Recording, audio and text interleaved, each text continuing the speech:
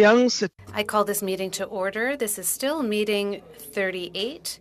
We're resuming this meeting of the House of Commons Standing Committee on Official Languages, which was suspended on November 15th. Today's meeting is being held in a hybrid format in accordance with the House Order adopted on Thursday, June 23rd, 2022. Members may participate in person or using the Zoom application. I just want to give you a little bit of background. When we suspended on Tuesday, at the end of the meeting, the committee was discussing Mr. Serre's suggestion to adopt the first 4 amendments that were tabled by Mr. Godin to reject the deletion at point 5 and to add an item number 6. If we have unanimous consent, the committee can proceed in such a way. If not, we will resume the debate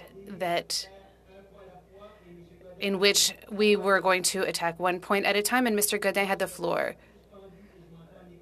I hear myself, Madam Clerk. Mr. Chair, the last suggestion made by Mr. Serre, which you just mentioned, was not very clear. Can he send it to us in writing?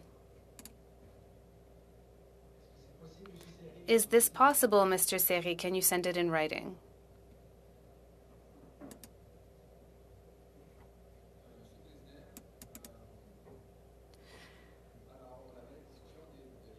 Mr. Chair, we had discussed the 4 motions or amendments by Mr. Godin, and what I suggested, I didn't move an amendment. I just said that we're ready to accept Mr. Godin's amendments 1 through 4. Then we can discuss number 5, which is to add a week. Maybe there would be other committees, as Ms. Ashton had suggested. So it was just an idea to start the debate. So if you like, we can go through Mr. Godin's motions one at a time. In terms of procedure, we have to agree on the terminology. Mr. Godin has amendments to Mr. Serre's motion. What Mr. Serre is saying is that the first 4 amendments are agreeable to him. He's ready to accept them as they are written. As for the first, the 5th amendment moved by Mr. Godin, which was to delete point 5, that one will be maintained. We'll extend the date and we'll add a 6th amendment. This is just for discussion. No one has moved an amendment or sub-amendment. Mr. Godin had the floor when we suspended a few days ago. So we'll start a speaking list, and Madam Clerk will help me do that. When we suspended, that's where we were at, and Mr. Godin had the floor. I would remind you that the only way to proceed, even if everyone agrees with what Mr. Serre is proposing, is to get unanimous consent. And if not, we have to move through each amendment one at a time as we agree to proceed. Does everyone agree? We can give the floor to Mr. Godin. Mr. Godin, you have the floor. Do you hear me well, Mr. Chair? Thank you, Mr. Chair. What Mr. Serre was trying to do, this is my interpretation, this is my understanding of it, and I'm sharing it with you. Mr. Serre is trying to pull the wool over our eyes. You know, if you remember, Mr. Chair, in our last meeting on Tuesday, you told me, Mr. Godin, it's your amendment. You should vote for it because you're asking for it. But indeed, it's very important to put things in context. One moment, Mr. Godin, a point of order. I didn't tell you to vote for or against amendment. Are you talking about me or Mr. Serre? I'm talking about you, Mr. Chair. What I understood is that what I was told is, Mr. Godin, it's your amendment. So this is my interpretation, and I wanted to share it with my colleagues.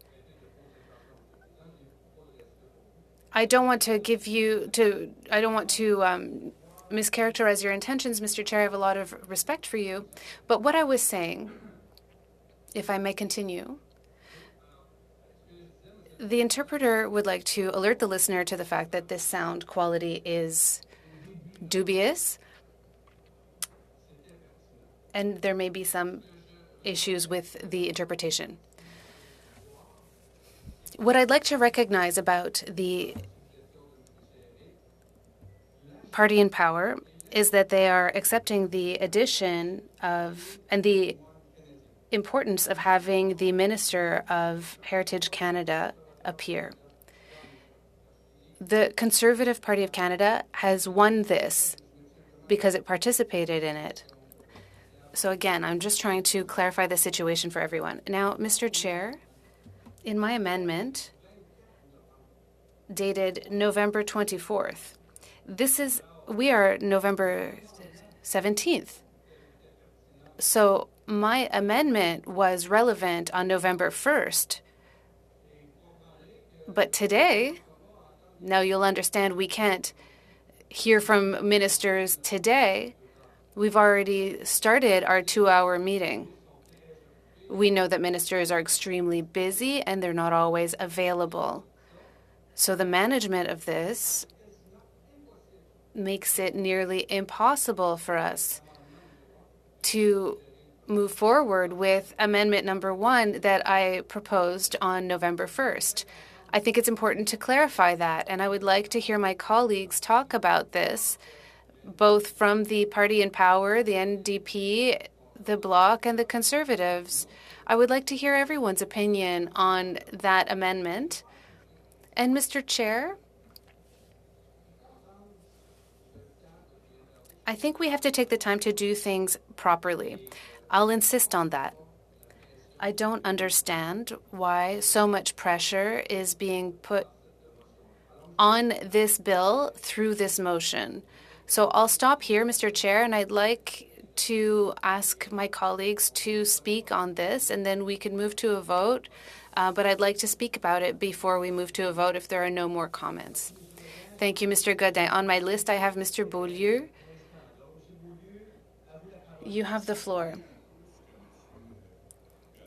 I agree with what Mr. Godin was saying in a way. In the version that says that we would invite the 4 ministers for 2 hours by November 24th is not really possible anymore. Mr. Chair, a point of order.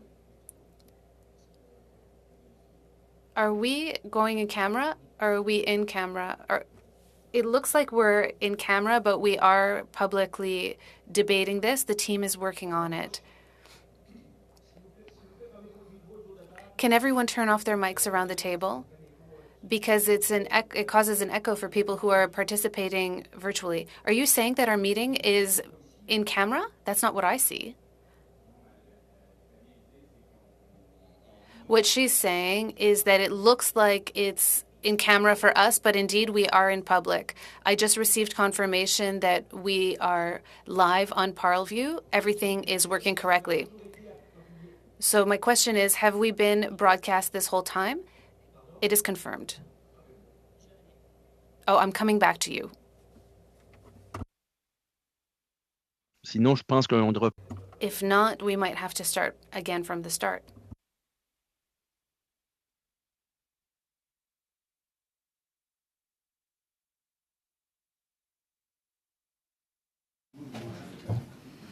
OK. Alors, les premières minutes étaient... The first minutes were broadcast in camera, but we'll be able to fix it after the meeting so that the initial portion of the meeting will appear on the website.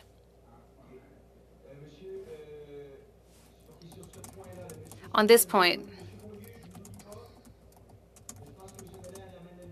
I'm not forgetting you, Mr. Beaulieu, but Mr. Godin has his hand up for this specific point. Go ahead, Mr. Godin. Interpretation will have to be interrupted. The sound quality is inadequate for interpretation. Les discussions, mais si c'est important d'accélérer le traitement chez le gouvernement, je pense que c'est important que la population en entier puissent avoir accès en temps réel aux discussions qui sont faites au comité. Alors moi, Monsieur le Président, je vous demande, et je fais un rappel au règlement, pour avoir mon droit de parlementaire de pouvoir exprimer en temps réel mes interventions que j'ai faites au préalable, en espérant que je me souvienne clairement de tout ce que j'ai. Madame la greffière. Madam Clerk, if I understand what you're saying, unfortunately, this speaker is too choppy for being interpreted. Service will be interrupted. Oui, alors le début de la réunion n'était pas en direct, mais si quelqu'un, par exemple, va sur PowerView. The meeting live was not broadcast, but if someone goes on to ParlView after the meeting, we'll be able to include the part that was not broadcast live on ParlView. Does that answer your question? Je sais que... OK. Monsieur Beaulieu. Oui, excusez, tant... You know, there are some people that are interested in watching this and it wasn't working. I'm confirming. I have a confirmation that it's working now. It seems to be working. From what I heard from Mr. Godin, he would prefer to speak again live rather than to have it appear on the website after the meeting. Madame la greffière, en tout cas, qu'est-ce que vous nous suggérez? Madam Clerk, what do you suggest? Should I start the meeting up again from scratch? The decision is yours. Do we have unanimous consent to start the meeting from the beginning again? I'll ask the question backwards. Is anyone opposed to us starting the meeting again so that we have a live feed from the start to the end? No one is opposed around the table? No one's opposed. So we'll start again from the beginning. Et pour le public qui nous... For those of you who are now watching online, we're going to go back into the past because there's a few minutes missing from the live broadcast. So I'd like to call this meeting to order. Welcome to the resumption of meeting 38 of the House of Commons Standing Committee on Official Languages, which was suspended on November 15th. Today's meeting is being held in a hybrid format in accordance to the House Order adopted on June 23, 2022. Members may participate in person or using the Zoom application. As I said earlier, I would like to give some context. At the end of Tuesday's meeting, before we suspended, the committee was discussing Mr. Seri's suggestion, which was to adopt the first 4 sections of Mr. Godin's amendment, to reject the deletion of the 5th point, and to add a 6th point. We can refer to Tuesday's meeting, but I'd like to summarize. What we can do, if we have unanimous consent, we can do that, and if not, we go back to the debate and pick up where we left off on Tuesday when we suspended. And when we suspended on Tuesday, Mr. Godin had the floor. Mr. Godin, I'll give you the floor so that you can resume your comments that you made before we were able to be fully live.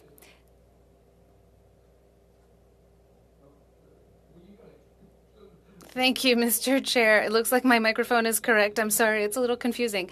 Thank you again for giving me the floor and to represent my point of view again. What I'd like to say is that last week,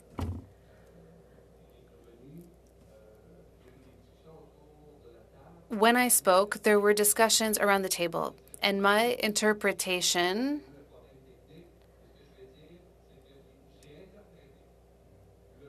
is that it seems that it's not normal that the Conservative Party is not.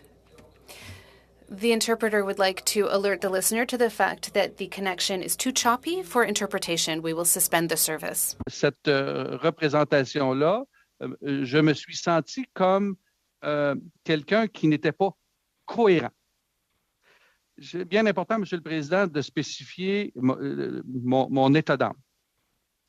Maintenant, je suis, je pense, cohérent. Lorsque j'ai présenté mon amendement à M. Serré, le point 1, où est-ce qu'on parle de la ministre des Langues officielles, la présidente du Conseil du Trésor, le ministre du Patrimoine canadien, le ministre de l'Immigration, Réfugiés et de la Citoyenneté, qu'ils viennent comparaître à raison de 2 heures par ministre avant, au plus tard, le 24 novembre 2022. C'était cohérent dans le calendrier au moment où je l'ai déposé. Ce que je dis, M. le Président, c'est qu'on est aujourd'hui le 17 novembre. La donne a changé. Il nous reste 2 réunions, plus celle actuelle. Mais on comprendra, M. le Président, que celle actuelle, on ne pourra pas entendre des ministres parce qu'on est en train de discuter de la procédure. Suite au dépôt, et je le rappelle, M. le Président, tout ce branle-bas de combat-là, toutes ces discussions, toute cette perte de temps a été initiée par le dépôt d'une motion d'un de mes collègues du parti au pouvoir, le Parti libéral du Canada. Alors, M. le Président, c'était très pertinent que j'étais mal à l'aise ce mardi de ne pas acquiescer rapidement à la demande de M. Serré. Comme je l'ai dit précédemment, et je vais le répéter, je me sens lésé et je sens qu'on essaie de nous en passer une petite bite. Parce que mathématiquement, M. le Président, c'est impossible. Comme je l'ai dit tantôt, j'ai fait la démonstration, on oublie la séance d'aujourd'hui. On va parler de séance, on ne parlera pas de date, parce que je pense que c'est le problème dans tout le processus. Alors, on va parler de séance. D'ici le 24 novembre, il reste 2 séances. On nous demande d'accepter le point numéro 1, où est-ce que 4 ministres, et je dois le souligner, M. le Président, j'apprécie l'ouverture du gouvernement actuel d'avoir accepté d'ajouter, de faire comparaître le ministre de Patrimoine Canada, de Héritage Canada, Patrimoine canadien qui est héritage en anglais. Là. Alors, ça, je veux le reconnaître, M. le Président. Maintenant, c'est impossible. Parce que 22, 24, c'est 2 séances. On demande 4 ministres avec des séances de 2 heures. Ça fait 8 heures. Il manque 2 séances. Est-ce qu'on est capable, M. le Président, à ce stade-ci, Mme Lagreffière peut peut-être nous aider à répondre à cette question-là, est-ce qu'on est capable d'avoir 4 séances d'ici le 24 novembre? Alors, c'est une question, M. le Président, à Lagreffière, Mme Lagreffière.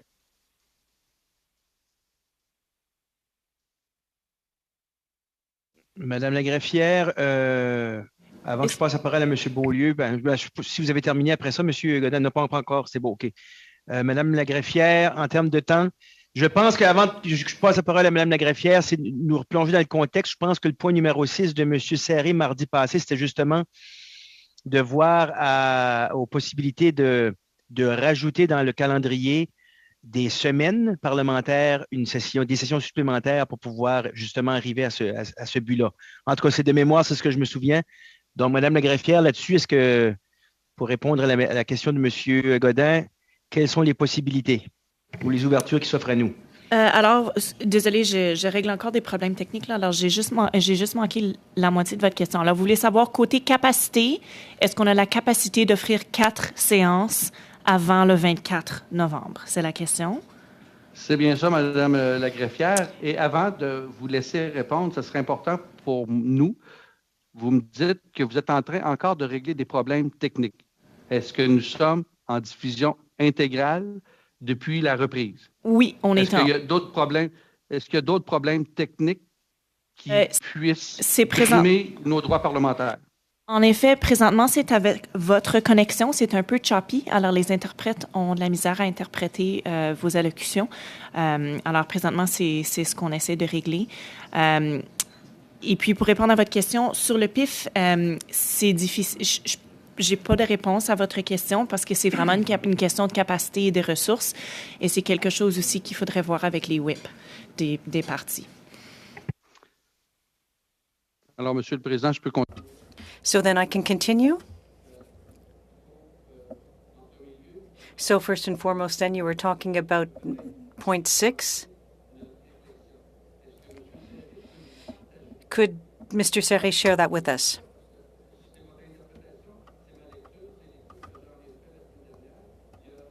That's my reading of it from last week. Could we have Mr. Serré's point 6? Well, I'll invite Mr. Serré to speak to it. But we're in your amendments, so and Mr. Beaulieu also has the floor in terms of the speaking list.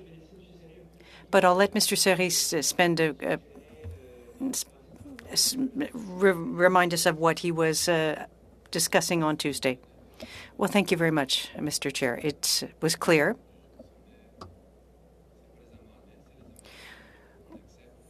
We're talking about accepting Mr. Godin's amendment 1, 2, 3, and 4. Point of order. Point of order. C'est-tu un Philippe? Un instant, un instant. Expliqué, là. Un instant, tout le monde. Just a moment, everyone. Mr. Godin, I have asked Mr. Serré to express himself, but just a second. Again, the sound quality does not permit interpretation at Mr. Godin. La question est claire. C'est quoi son point numéro 6? Monsieur Serré, effectivement, Monsieur Serré, le point numéro 6. Mr. Serré, your point number 6, then? It was that we add some additional meetings of the committee, if necessary. It's something that other members around the table have proposed, so it's a suggestion that I made to the committee to add some additional meetings.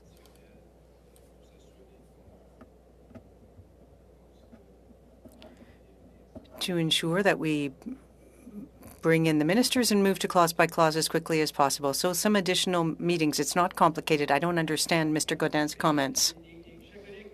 Colleagues around the table and on the meeting virtually, please put your comments through the chair. It's a suggestion. It's not an amendment. So I go back to Mr. Godin and then to Mr. Beaulieu about the amendments.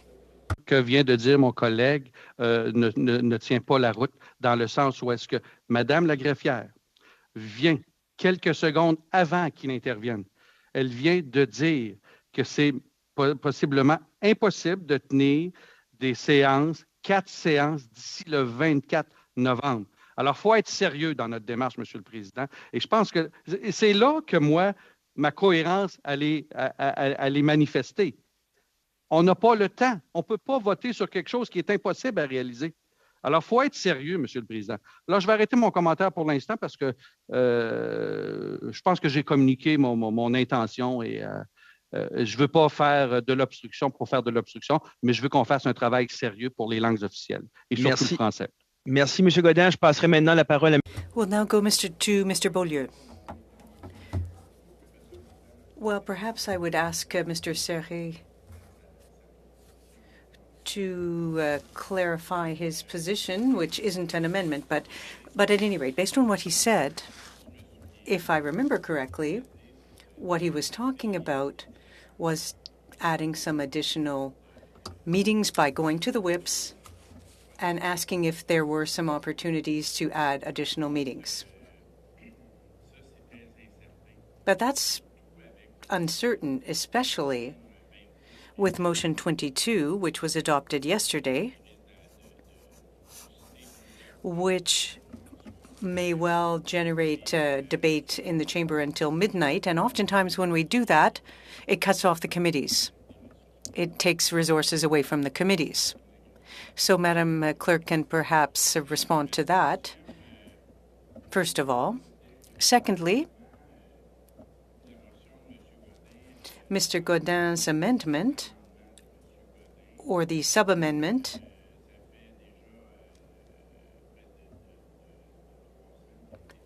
was put forth almost 3 weeks ago, so the dates are out of sync now.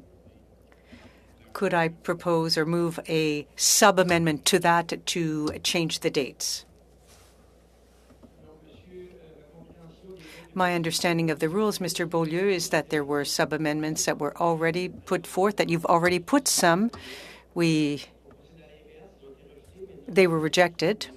But now that we're now on Mr. Godin's amendments to Mr. Serré's motion.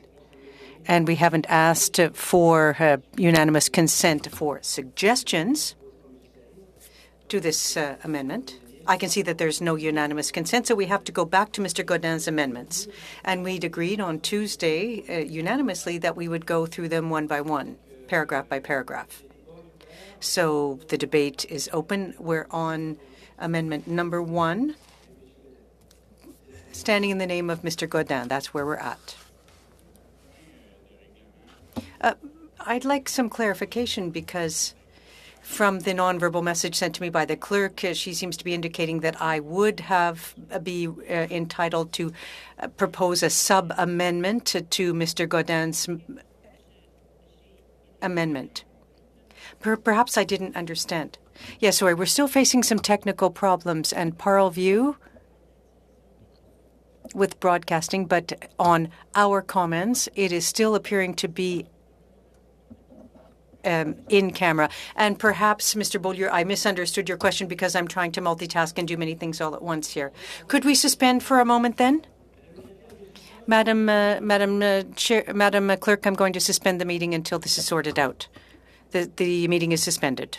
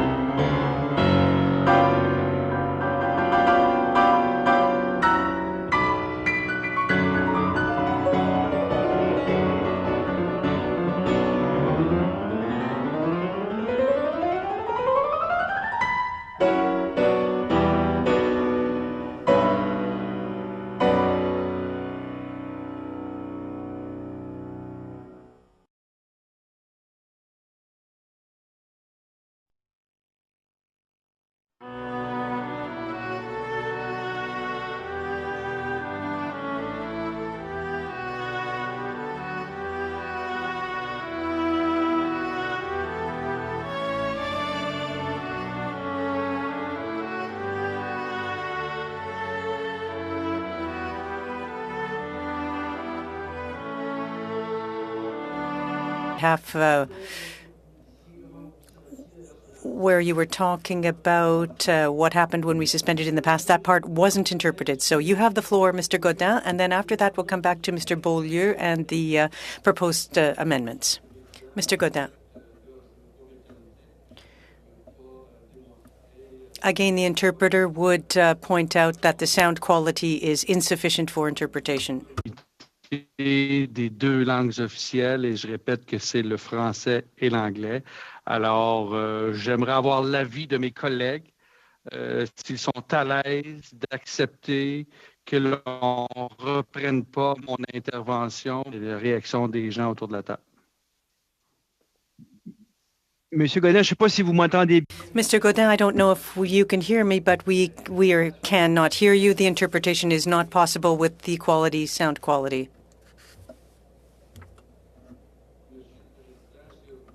Entendez mieux présentement. Je vous entends, c'est audible, mais je pense que ce n'est pas suffisant pour l'interprétation. I can hear you, but it's not sufficient for interpretation. That's the message that I'm receiving. Président, vous comprendrez que, considérant le fait que l'on a accès à une participation en virtuel, les moyens que j'utilise, c'est les appareils de la Chambre des communes. J'ai été accompagné par l'équipe technique de la Chambre des communes pour pouvoir participer à distance, un peu comme vous. Je ne préconise pas le fait que l'on puisse participer en virtuel, mais dans des circonstances particulières, nous avons ce droit-là. Alors, je ne sais pas comment réagir, Monsieur le Président. C'est une autre façon de vous expliquer comment je me sens présentement. Oui, mais j'ai toujours comme... Well, the message is that the interpreters cannot hear you. And on my side as well, we can hear you, but there are problems. Just a second, there's another message coming in from the technical team. Just a minute.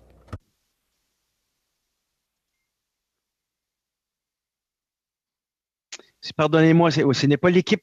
Sorry, it's not your equipment, but it's your connection that's the problem, not your equipment, the connection. The internet connection that's the problem. Est-ce que je demande le consentement unanime pour fermer ma caméra? Peut-être que ça pourrait aider au niveau de la connexion. Maintenant, je comprends qu'il faut avoir le consentement unanime de tous les membres de ce comité-là. C'est ma compréhension, Monsieur le Président. Est-ce que je vois des gens qui s'opposent à ça? Is anyone opposed to that? On the screen, no, around the table? Raise your hand if you...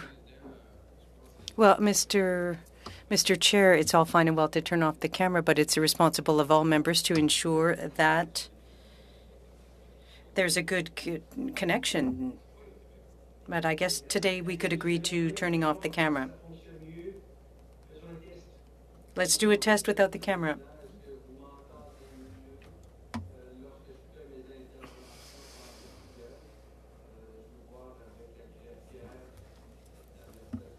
Non. Des interprètes.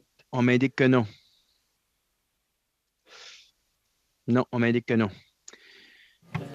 Peut-être qu'il y a un moyen de...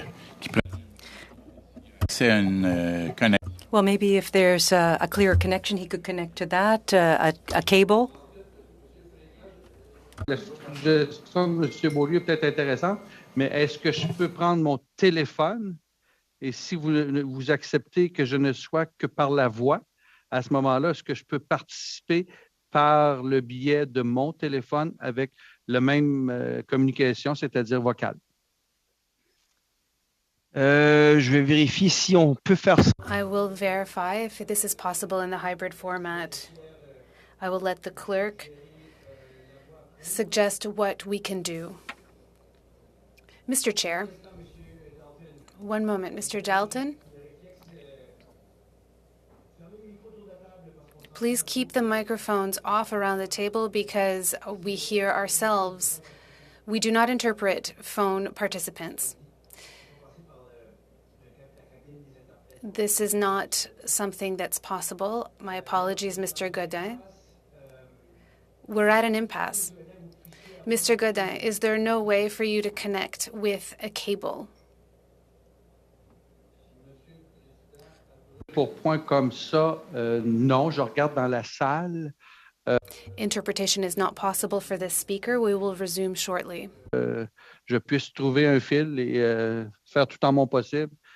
Maintenant, je ne veux pas retarder le comité pour... On vient de vous perdre complètement. We've lost you almost completely. Mr. Seri, I think there are other members of the Conservative Party that can speak here. It's not the committee, it's not the technical issue, it's this one person that's having technical issues. So I think perhaps we can continue with other members that are here around the table. You understand, Mr. Seri, that there is a problem here, is that Mr. Godin is debating his amendment, and then after Mr. Godin, Mr. Beaulieu has the floor, and I did have to cut him off. He was making suggestions for amendments, and I thought he was speaking to the amendments that had already been rejected. But if he would like to add new sub-amendments, which is something he can do to Mr. Godin's amendments, I don't want us to stray from this topic. We have the amendments that were moved by Mr. Godin to the main motion. We were on amendment number 1, and Mr. Beaulieu wanted to propose a sub-amendment. I have another suggestion for Mr. Godin. Perhaps if he changed locations without going too far. Sometimes, walls are thick.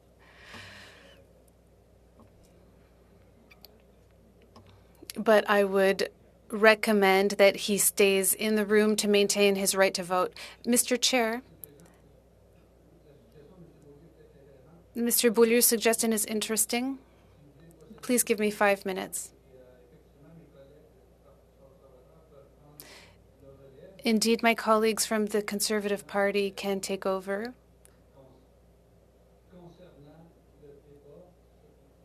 But you're right about the debate on my amendments. I need to be here. Go ahead, Mr. Godin. What we'll do is we'll move on to Mr. Beaulieu.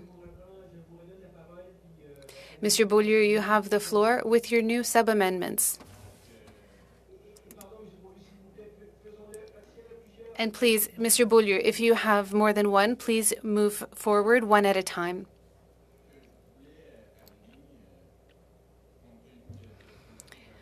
This is what I'd like to propose following Mr. Godin's comments.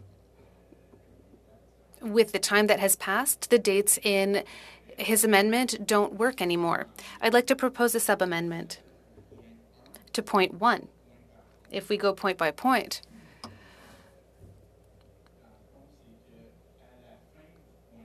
at the end of point 1 of Mr. Godin's motion, at the latest, Thursday, November 17th, I would cancel that part out and continue on to say, over 4 sessions, and plan 4 additional meetings to hear the last witnesses. I can send it to you in writing if you would like.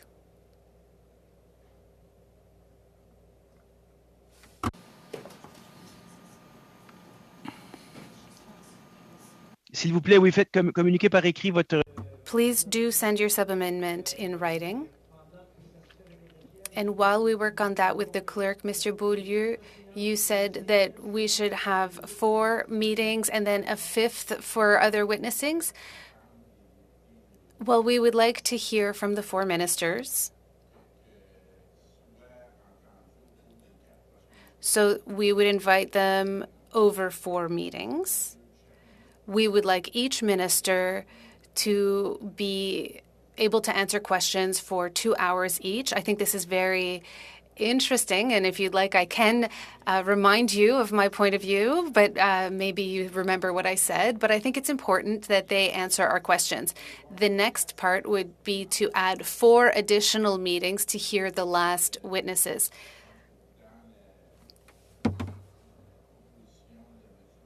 In Mr. Godin's proposal, there was a part where we were hoping to hear from other witnesses. So instead of setting dates, we can set the number of meetings. I think that this speaks to the motion that Mr. Godin had tabled a while back. So I think that's a good summary.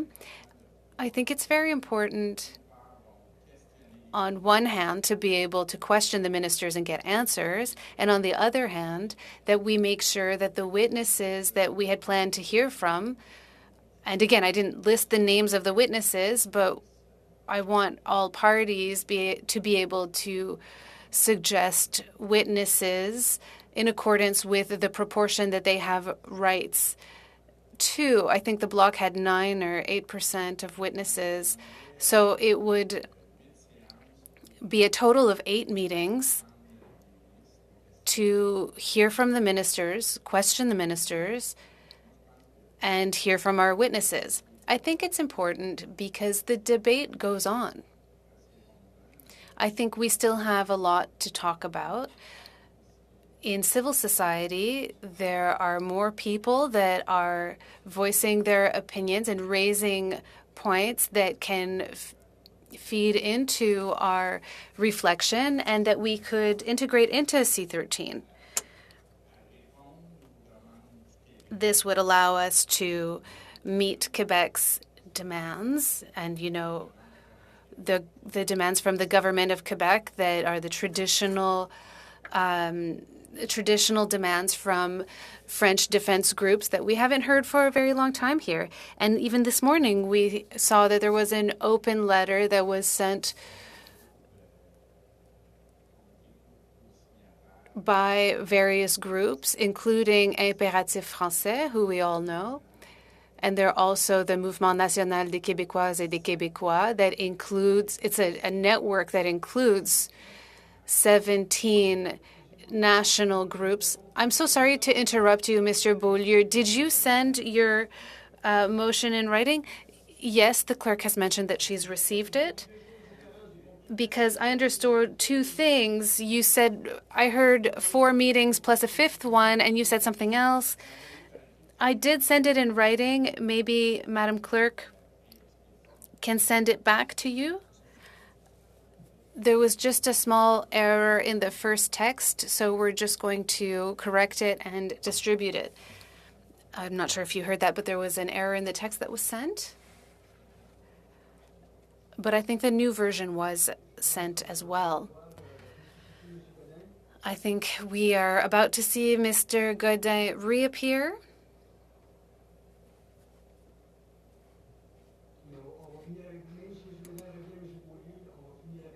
Even if Mr. Godin comes back, we will finish with your amendment, Mr. Beaulieu, if you send it in writing and if we receive it soon. I think it should be resent to you.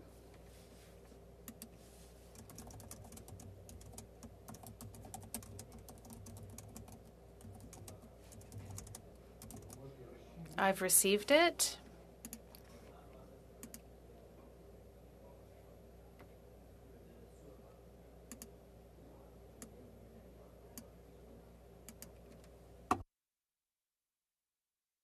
Est-ce que tout le monde a reçu? Moi, je l'ai reçu ici, là. Has everyone received it? I have. Let's focus on paragraph number 1 of Mr. Beaulieu's sub-amendment. Has everyone received it? I'm assuming that yes. Mr. Godin, can you hear us? If you open your P9, you should have received Mr. Beaulieu's first sub-amendment. It's a sub-amendment that modifies your first point. Mr. Chair, do you hear me well? We hear you well. But speak a little bit. Madam Clerk, do you hear me? I'm so sorry that the technology is making us... It's not out of bad faith. This is something we've been going through for the last 2 or 3 years.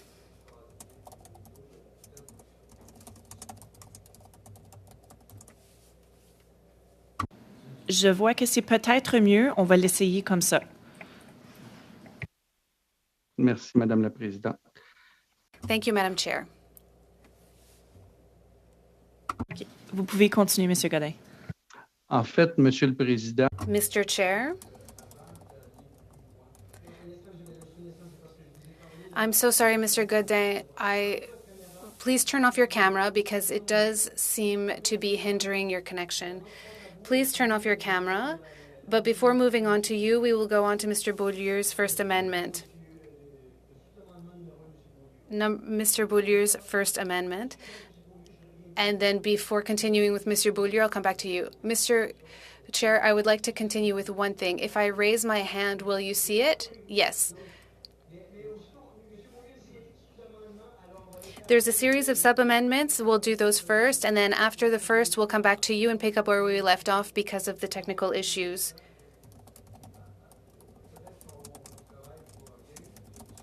Well, maybe we're working for nothing, and I do have something to suggest. I have a question for the committee. One moment, Mr. Godin. I would like to withdraw my amendment, Mr. Chair. And then Mr. Beaulieu's sub-amendment will no longer be necessary. For that, I think we need unanimous consent to allow you to withdraw your amendments. Would you like me to formulate my request, Mr. Chair? We'll suspend for a moment to validate this because there are many things on deck, and we have a sub-amendment to your amendment, and you'd like to withdraw it. Let me just check.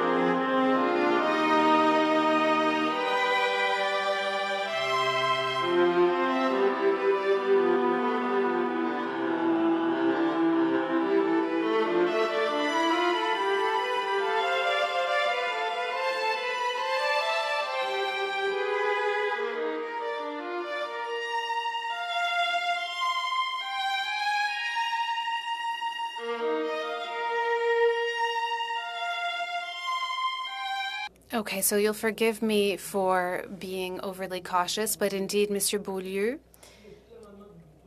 if the sub-amendment to Mr. Godin's amendment continues and then Mr. Godin withdraws the amendment that you've sub-amendment, your sub-amendment becomes obsolete. So if you'll allow it, Mr. Beaulieu, I will go back to Mr. Godin. Go ahead, Mr. Beaulieu. You have the floor. Well, this is what I'd like to know. If Mr. Serré no, Monsieur Godin. My apologies, Mr. Godin. Monsieur Serré, I'm sorry for the confusion. As Monsieur Gould would say, a cat would be losing their kittens with this confusion. So, is this something that Mr. Godin is doing because he would like to change his own amendment? Could he then move another amendment? Mr. Godin cannot amend his own motion without unanimous consent. We can't guess what he'd like to do, but he'd like to withdraw his amendment, and he needs unanimous consent to do that. So I'll give the floor to Mr. Godin. Go ahead. Mr. Chair, did we have unanimous consent? No, I'm asking Mr. Godin to explain what he'd like to do, and then we'll see if we have unanimous consent. La parole à Monsieur Godin. So I'll give the floor to Mr. Godin.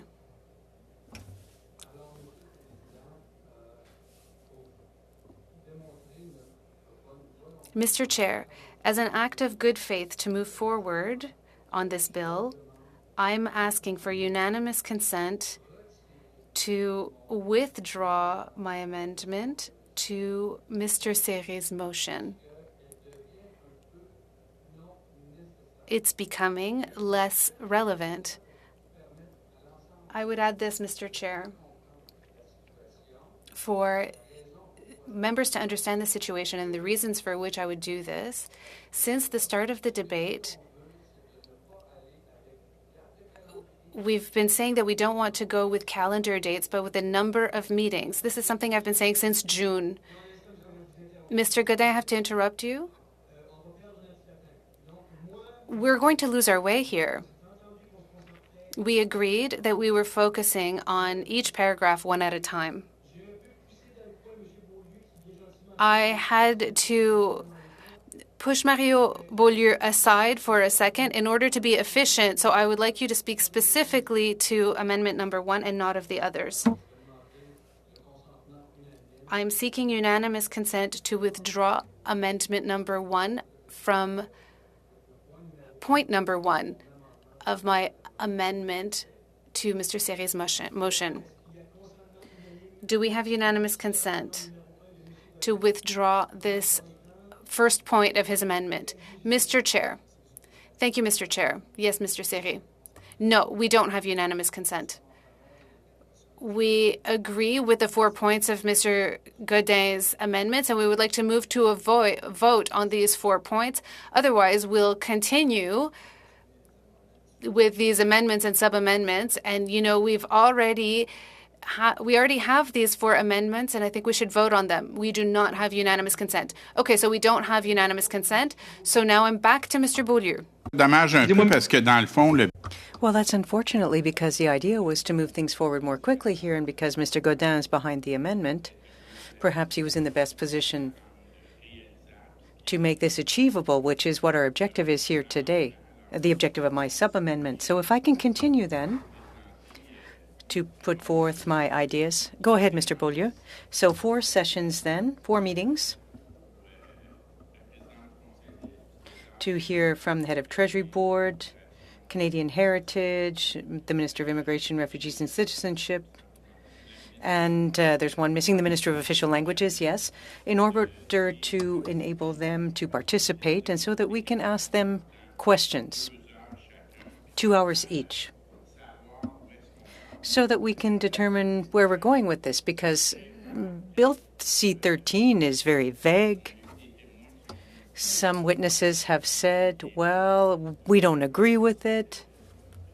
I think it was the representative of from New Brunswick, the Acadian Association. They didn't agree with some points.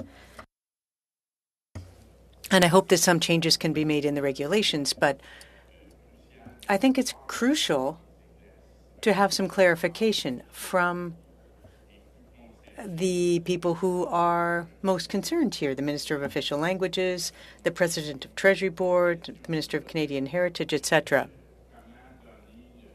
so that we can ensure that the central agency, and this was a strong request that came from the FCFA,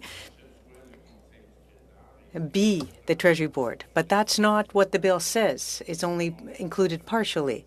And we've had all kinds of discussions.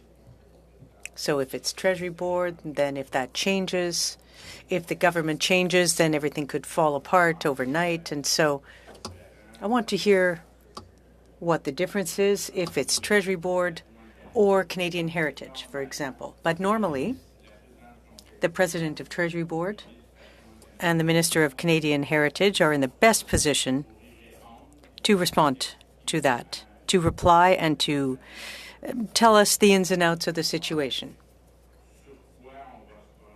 so that we know what we'll be voting on. And as I said, I won't belabor these points, but with respect to Quebec, all civil society organizations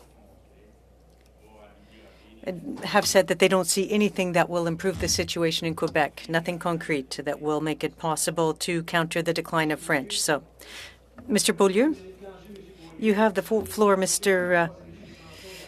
But I need to go to Mr. Sanson and to Ms. Ashton for the pleasure of people who didn't have an opportunity to listen to your sub-amendment, to hear it. Could you read it, please, to put everyone in context?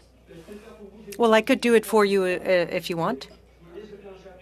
And then I'll give you the floor, but, well, go ahead. So I'll read it then. That the Minister for Official Languages, the President of the Treasury Board, the Minister of Canadian Heritage, and the Minister of Immigration, Refugees and Citizenship, and their officials be invited to appear for 2 hours per minister in separate meetings during 4 sittings, and we set aside an additional 4 sittings to hear the final witnesses. That's your motion as it stands. Well, I've gone over why this is important, why it's important to hear the ministers and the head of Treasury Board. That will subsequently help us to do the work that we need to do. And I would hope that that's the objective of everyone here around the table. What we're looking for is a change to the Official Languages Act that will turn the trend around and stop the decline of French. It's clear that Canada has always spoken as if linguistic duality were a fundamental issue. It's often and always Canada always presents itself as the champion of official languages, but each time we see the census come out, what we realize is that there's a decline in Francophones outside Quebec, and now we're seeing growing assimilation among Francophones in Quebec, where the numbers aren't as high as in other parts of Canada, but it's still something that's of grave concern in Quebec, because the work of Charles Castonguay showed that the assimilation of Francophones in Quebec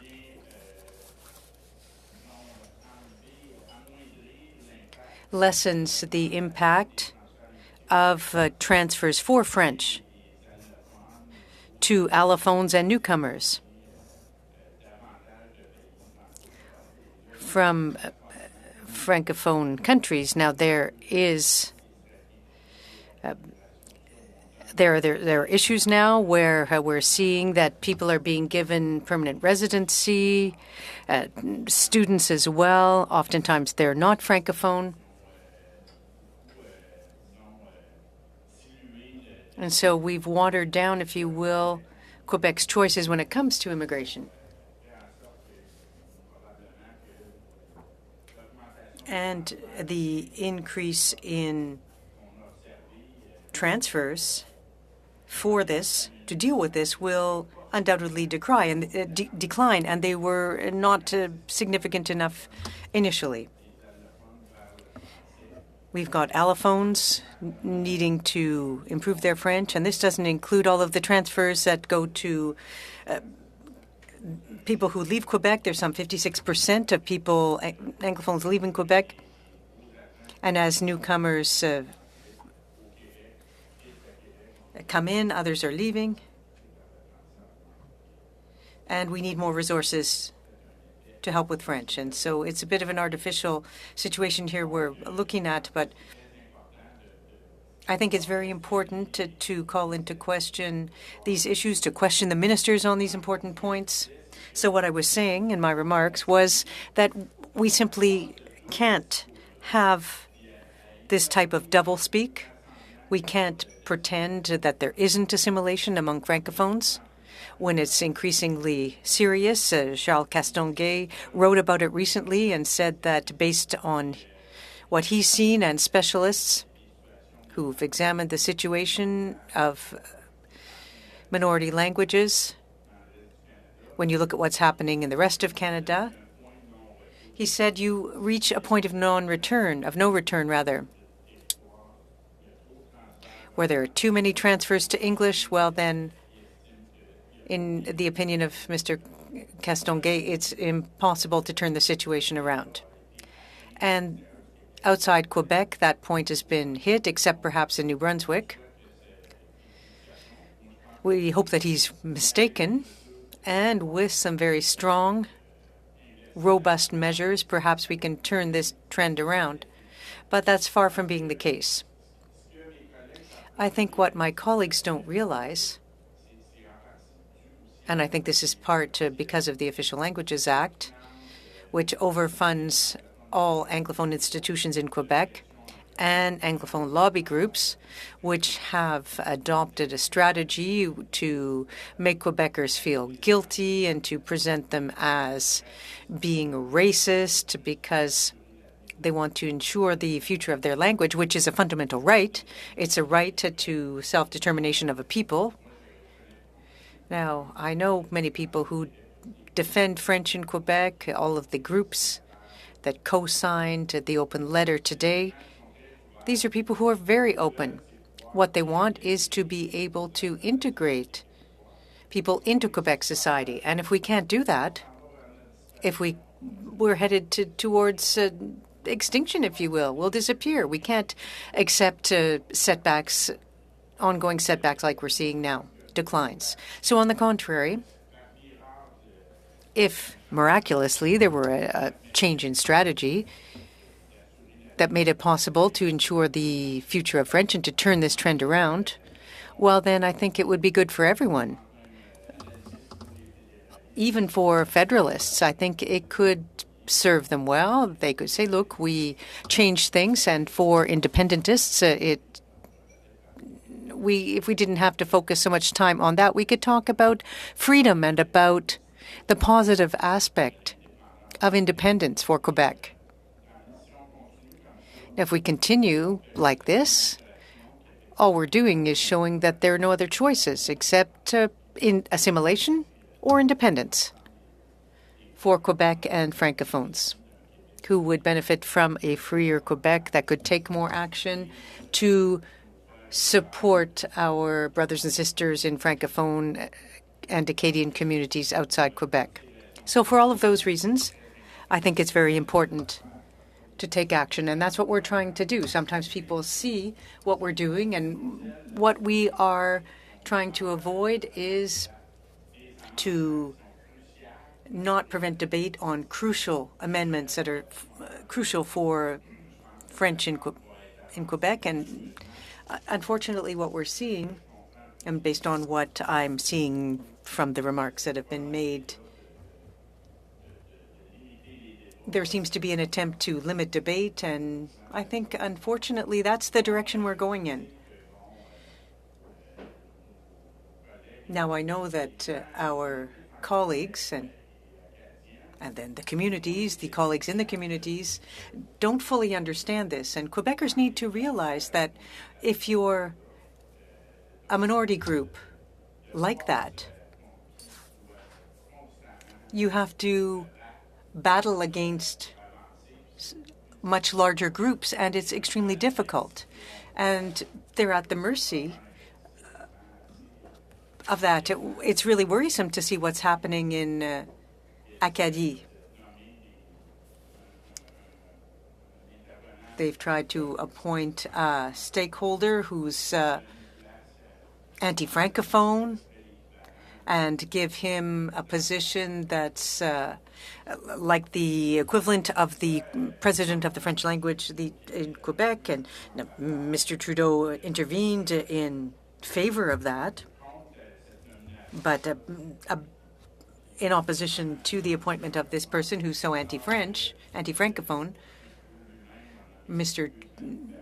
Trudeau appointed a governor general, or a lieutenant governor, rather, in New Brunswick who doesn't speak French.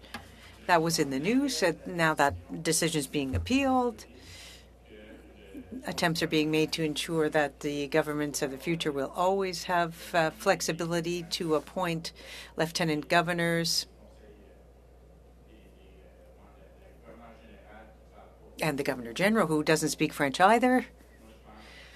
So I think that we must see a major shift a change in the Official Languages Act. And I talked about this earlier. I talked about it this morning. I mentioned Charles Castonguay. He said the only solution is territorial bilingualism, like in Belgium, Switzerland, so that in certain areas, French is the common language, the only official language.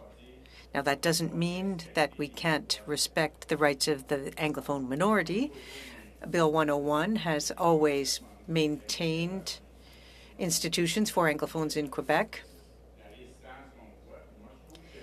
Now, what's deplorable here is that the Official Languages Act funds some radical groups in Quebec, radical aspects, and that reminds me of the groups in Acadia that are anti-French. Well, we've got the equivalent in Quebec because but the solution isn't to ensure a minimum of services for Anglophones in the province. They've already got institutions, services. It goes beyond what's necessary to ensure services in English for Anglophones, but what's being called for and what the federal government wants, and this is incredible to my mind, is the ability to anglicize two-thirds of immigrants. Because when we look at the indicator of first official language spoken, and I'm not making this up, if you go and look in the documents from StatsCan, you will see that the first official language spoken in Quebec includes something like 33% of immigrants. So all specialists have said it. We've repeated it. People in the Quebec government have pointed this out. It takes 90% of linguistic mobility towards French for allophones.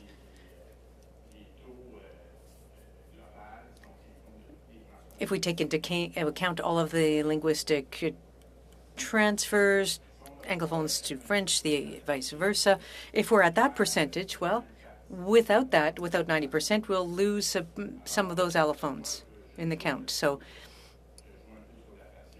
I know that I'm perhaps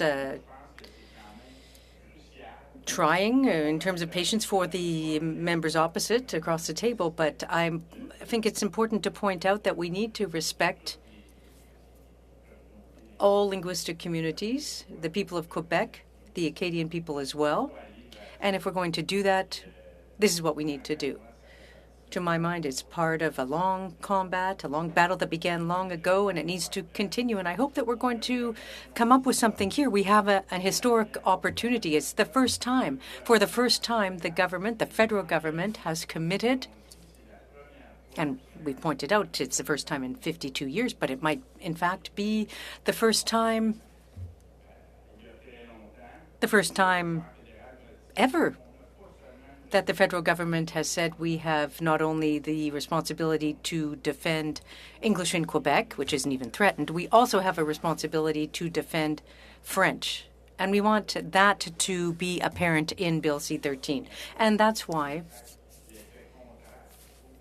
it's important to point out that we're seeing the opposite here. Instead of promoting and defending French, we're looking at adopting this legislation that will enable companies like Air Canada, CN, and others to choose between English or French. And it's like a kid, if you will, where if you give him or her a choice to do their homework or not, and they'll choose the easy way out. Not all of them, and I'm not judging anyone, but at any rate, this is what we've seen. The government of Quebec has set a date, December 1st, to enable federally regulated companies to sign on to the Charter of the French language. Air Canada and CN have already announced that they do not intend to do so. They're waiting to see what comes in Bill C-13. And we saw in the First Amendment that was put forth, we saw a deadline of December 1st. I don't know if it's related, but I hope it isn't, because we can't allow those companies to proceed now. They're not necessarily acting in bad faith, but point of order? Point of order, Mr. Chair? Yes, go ahead, Ms. Ashton. With all due respect, it seems to me that we're getting quite far from the discussion on the amendment that we have before us. We're moving on to different topics. I'm very concerned by the fact that we've had a meeting with all kinds of technical problems. Now, I understand the problems with unreliable internet, but we've had other technical problems as well. Now we're talking about adding additional meetings to finish up with the bill, but we're spending the entire meeting here today talking about putting an end to the possibility of moving forward with the bill. So I am very concerned by the delays that we're seeing here. Thank you, Ms. Ashton. And it's a point of order on this. I'd ask you to speak to the amendment. Well, if I can, because we've also talked about the additional 4 meetings and the witnesses, I'd also like to remind you, Mr. Chair, because I can't ask other comments to comment, but if the change in strategy had not occurred, which attempted to establish a limit on the clause-by-clause consideration, then Mr. Beaulieu, we would have gone much farther. Go ahead. We're listening to you on your sub-amendment, but okay, well then let's get back to my sub-amendment. The last point is talks about 4 additional meetings to hear from final witnesses. And I think that I don't think it's true that we've heard from witnesses who had nothing to say. The witnesses who appeared before the committee had very important points of view. If we add 4 more meetings to hear the last witnesses, well, that still leaves so many witnesses out, and we won't be able to hear from them. I think we can continue to talk about it, and we can talk about it informally to try and find solutions. We're always very open to that, and I would open my door to you. Yeah, indeed. And this would help us ensure that French survives in Quebec and in the rest of Canada. I think we have to suspend now because it's 1 o'clock. With unanimous consent, we can do another 15 minutes. Madam Clerk, the technical team is available for at least 15 minutes. No. Oh, I misunderstood. So the meeting is suspended until next week on Tuesday. Meeting suspended.